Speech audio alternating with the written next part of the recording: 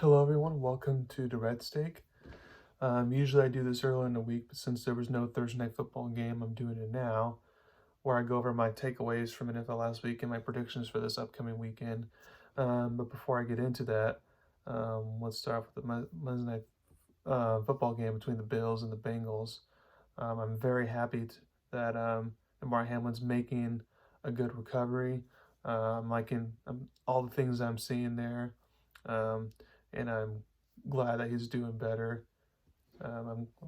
It was very scary to see, going to cardiac arrest, but I'm glad that, thankful for the medical professionals that were there on site to be able to help him out, be able to, basically help him keep him alive, by the time he went to the hospital, just because if they didn't do their jobs right, then maybe he wouldn't be here. So we're very happy for medical professionals and the doctors, of course, at the hospital taking care of him and all that. So I'm glad to see he's making a good recovery there. Um, Now, as far as takeaways from last week goes, let's start off with the last Thursday night football game of the year between the Cowboys and the Titans. It was not the most pretty game for the Cowboys, but at least they got the win, and at least, if they win and Philly loses, then they can still win a division.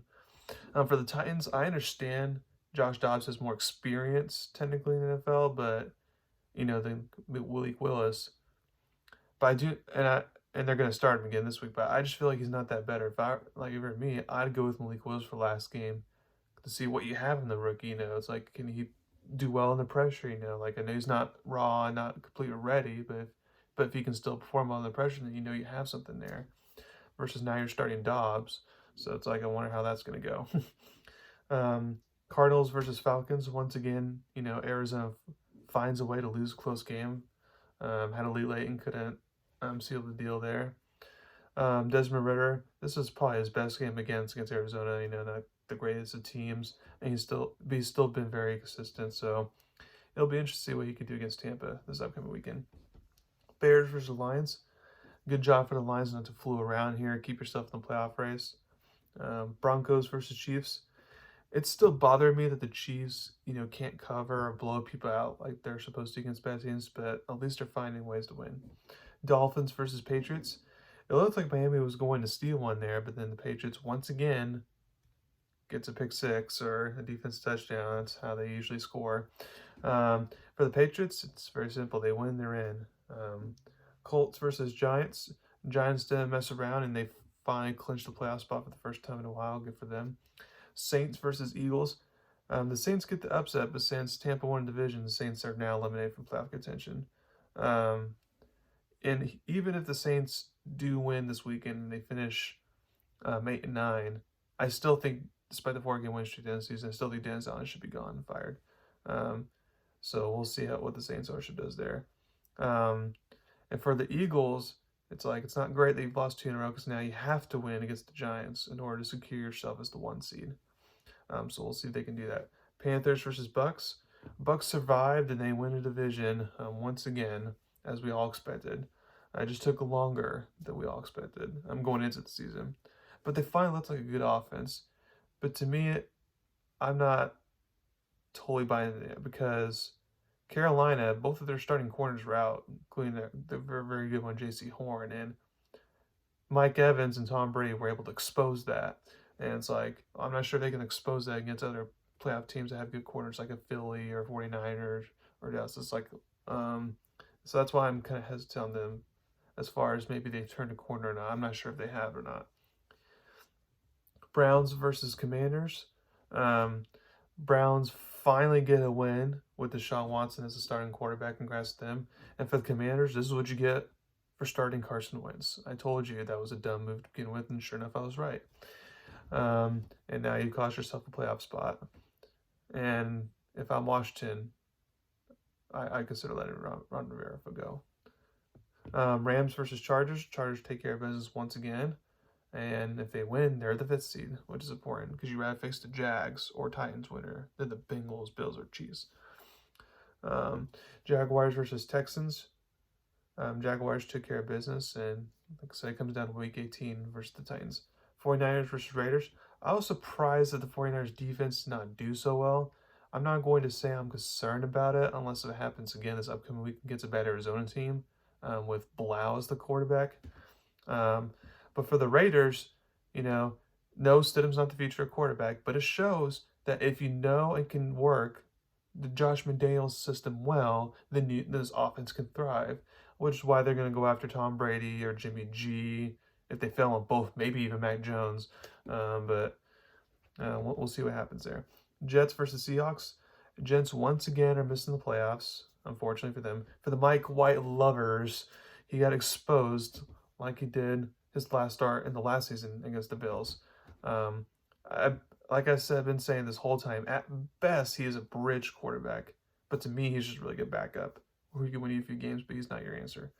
Um, Reports from the other day say that the Jets changed their mind and now they want to keep Wilson and they're gonna help him, through heck or high water. Like I'm confused on all that, but maybe they're just trying to drive the price, or maybe they really are believing themselves.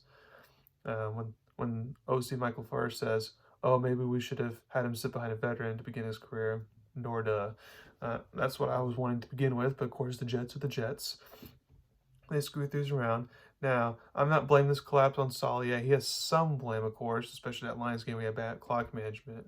But he's not a hot seat or anything. But if I'm the Jets or Saul or Douglas, whoever's in charge, I would consider getting rid of the offensive coordinator Michael Floyer. Yes, this is only his second year being a coordinator. You want him to continue to learn and grow and all that, but it's just like you have a win now roster, and if I were you, go get an experienced offensive play caller to then help you. Like, for example, if you can go steal Brett Bieniemy from the Chiefs and have him be your offensive coordinator, well, then there you go. Now you got something.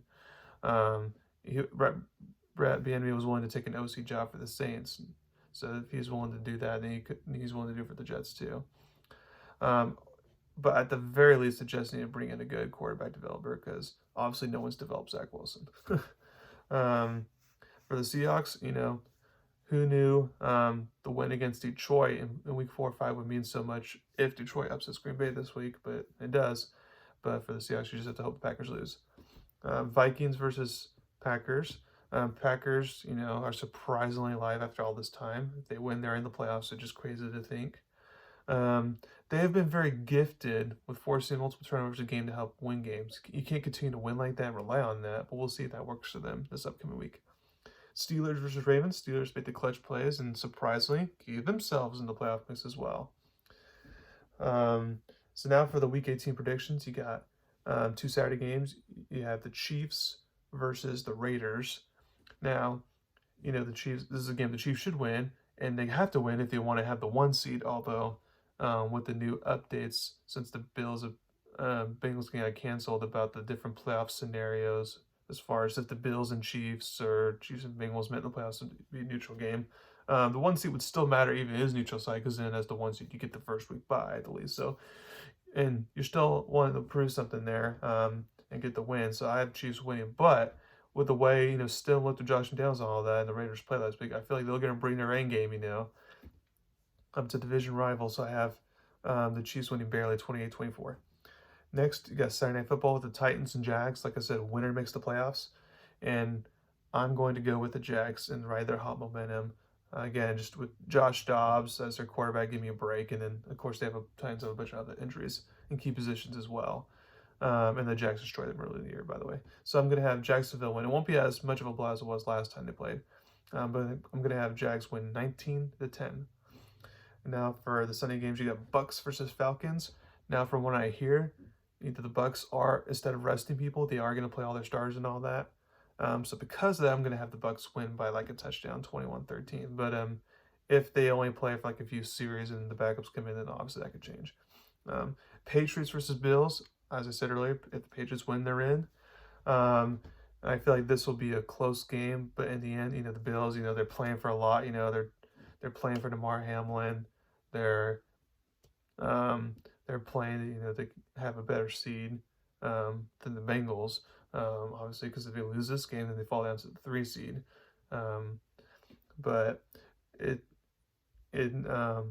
just feel like with all those emotions and everything that's going on recently over that, I feel like there's no way the Bills are going to lose this game.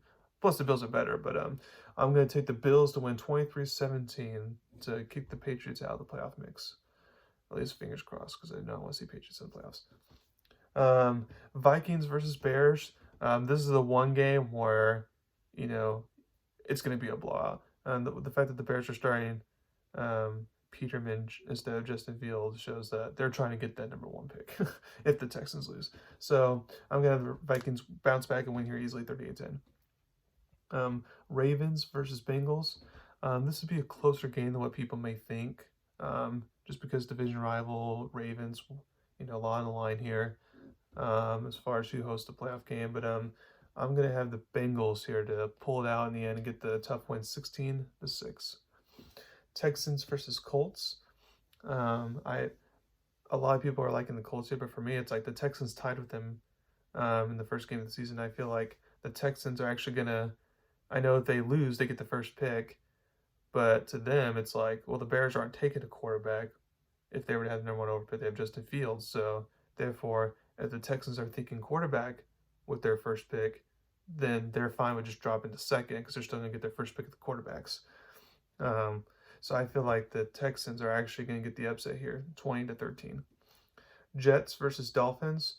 I know the Jets are on a big losing streak. So is the Dolphins, but it sounds like Tua's not playing. It sounds like Bridgewater's not playing. Skylar Thompson. We've already seen this matchup. Skylar Thompson versus Jets, and it was not pretty the first time. I doubt it's going to go any better, despite more being on the line this time around. So I'm going to have the Jets win, but barely, 16-14. To kick Miami out of the playoff picture. Panthers versus Saints. This is a coin flip type game here since, it's one of those games when your team has anything to play for. But since the Saints are at home, I'm going to take the Saints to win 19-16. Browns versus Steelers. Again, the Steelers win and Patriots and Dolphins lose like I have in this scenario, and the Steelers could get in. And that's what I have going on. I have the Steelers beating the Browns about 17-13 in a close game, but they'll pull out in the end. And the Steelers will somehow make the playoffs thanks to the Patriots and Dolphins losing. Giants versus Eagles. I heard the Giants might play their starters, or are they also my bench then, because they have nothing to play for in this game. Either way, I feel like Eagles are going to take care of business, not blow that one seed opportunity, so they'll win 27-10 pretty easily.